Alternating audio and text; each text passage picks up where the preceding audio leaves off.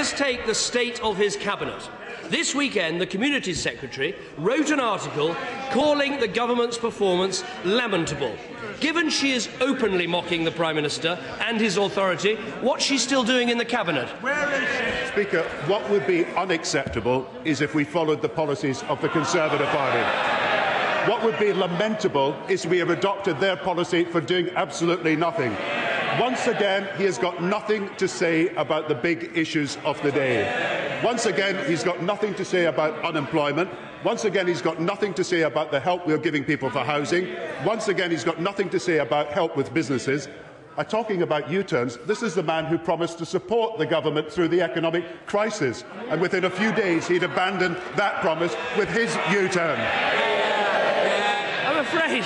I'm afraid this just won't wash.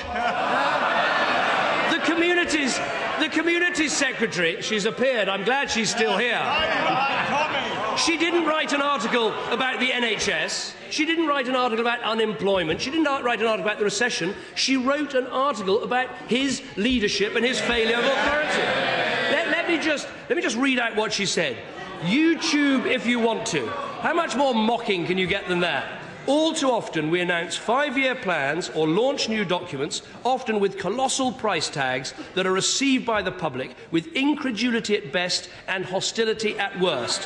Whatever the problems of the recession, she wrote, the answer is not more government documents or big speeches. Now, having just made a big speech, who on earth does the Prime Minister think she's referring to? Doesn't he realise his government simply cannot go on like this? Let me ask him again, why is she still in the Cabinet?